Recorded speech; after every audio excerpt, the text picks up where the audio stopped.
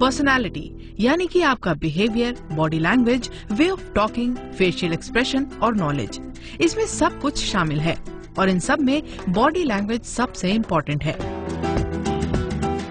जिसे हम चाहकर भी इग्नोर नहीं कर सकते। बॉडी लैंग्वेज से बहुत हद तक एक इंसान के व्यक्तित्व का पता लगाया जा सकता है। कई बार आप कहना कुछ और चाहते हैं, लेकिन दूसरा इंसान आपकी बात का कोई और मतलब निकाल लेता है। सही मायने में बॉडी लैंग्वेज या जेस्चर आपकी लाइफ की दिशा तय करते हैं। बॉडी लैंग्वेज मीन्स वो लैंग्वेज जो हम अपनी बॉडी के थ्रू बोलते हैं, माने कि अपने फेस के थ्रू, अपने हाथों के थ्रू, या फिर अपने खड़े होने या बैठने के ढंग के थ्रू। जब भी हम किसी से कुछ बोलते हैं तो ना सिर्फ हम उससे अपने वर्बली बोलते हैं, इट मीन्स शब्दों के थ्रू बोलते हैं, बल्कि उसके साथ साथ हम अपनी बॉडी लैंग्वेज के थ्रू भी उससे बात कर रहे होते हैं। बहुत सारे एक्सपर्ट्स का मानना है कि जो चीज हम बोलते हैं उसमें बॉडी लैंग्वेज की वैल्यू 55% से भी ज्यादा होती है। इसका मतलब ये हुआ कि जो हम शब्दों से कह रहे हैं और जो हम अपनी बॉडी लैंग्वेज के थ्रू कह रहे हैं, उसमें बॉडी लैंग्वेज का वेटेज ज्यादा होता है।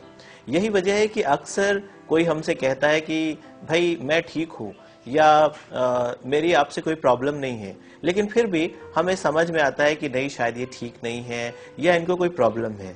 वो हम गेस करते हैं उसकी बॉडी लैंग्वेज के थ्रू। अब सवाल ये होता है कि इसका वेटेज 55% या इससे भी ज्यादा क्यों है किसी भी कम्युनिकेशन में, और क्यों हमें जरूरत है अपनी बॉडी लैंग्वेज को इम्प्रूव करने की।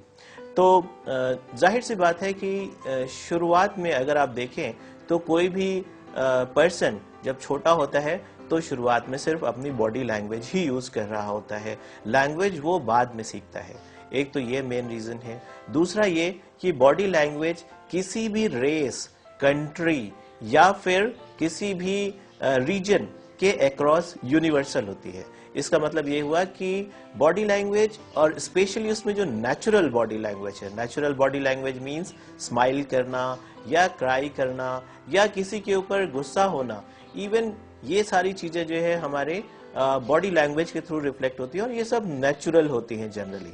तो इसका मतलब ये हुआ कि ये नेचुरल बॉडी लैंग्वेज यूनिवर्सल होती है, किसी भी रिलीजन, किसी भी रेस, किसी भी कंट्री से इंडिपेंडेंट होती है।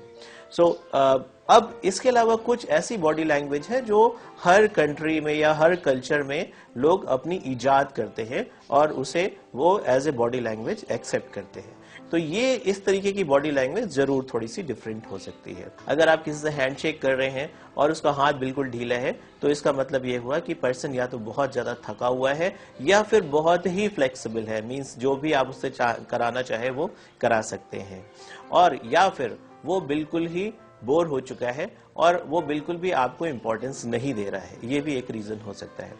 अब अगर कोई हाथ आपको ऊपर रखे, माने अपना हाथ ऊपर रखे और आपका हाथ नीचे रख के हैंडशेक करने की कोशिश करे, तो इसका मतलब ये हुआ कि वो पर्सन अपने आप को बॉस की तरह रिफ्लेक्ट करना चाहता है। वो कहना चाह रहा है कि मैं आपसे सुपीरियर हूं। कोई अगर आपका हाथ बहुत तेजी से पकड़ के स्क्वीज कर देता है तो इसका मतलब वो फोर्स शो करना चाहता है, वो दिखाना चाहता है कि मैं बहुत पावरफुल हूं और मुझसे आप थोड़ा सा बच के रहिए। इसी तरीके से अगर कोई पर्सन दोनों हाथों से आपका हाथ मिलाता है, मीन्स आपने हाथ बढ़ाया और वो दोनों हाथों से आपका हाथ पकड़ के मिलाता है, तो इसका मतलब वो पर्सन आपसे कुछ फेवर एक्सपेक्ट कर रहा है। लेकिन अगर मैं जनरली आपसे बात करूं तो मैं ये कह सकता हूं कि बॉडी लैंग्वेज को आप दो तरीके से क्लासिफाई कर सकते हैं, एक ओपन बॉडी लैंग्वेज और एक क्लोज्ड बॉडी लैंग्वेज। इसी तरीके से एक फॉरवर्ड और दूसरा बैकवर्ड। ओपन बॉडी लैंग्वेज का मतलब ये हुआ कि हैंड्स ओपन हैं और लेग्स ओपन हैं, इट मीन्स क्रॉस नहीं किया हुआ उनको, और इसी तरीके से जो फेशियल एक्सप्रेशन है वो अटेंटिवनेस का है। जबकि क्लोज्ड बॉडी लैंग्वेज का मतलब ये हुआ कि हैंड्स क्रॉस्ड हैं या फिर डिफेंसिव पोजीशन देख के उनको लग रहा है कि थोड़े डिफेंसिव है, या फिर लेग्स क्रॉस्ड हैं। अगर मैं एक आइडियल बॉडी लैंग्वेज की बात करूं तो मैं ये कहूंगा कि एक स्पेशली लिसनर को या एक पर्सन जो बैठ के कोई चीज सुन रहा है उसको अपने लेग्स ओपन करके रखना चाहिए और हैंड्स भी ओपन रखने चाहिए। पोस्चर अपराइट, माने यू शुड बी स्ट्रेट, लेकिन स्टिफ नहीं होना चाहिए। और इसके साथ साथ अटेंटिवनेस होना चाहिए, और अगर फेस पे एक स्माइल हो तो क्या और भी अच्छी बात होगी। सो इन द एंड आप बॉडी लैंग्वेज से बहुत हद तक एक आइडिया लगा सकते हैं, स्पेशली वो बॉडी लैंग्वेज जो नेचुरल है और साथ साथ यूनिवर्सल है।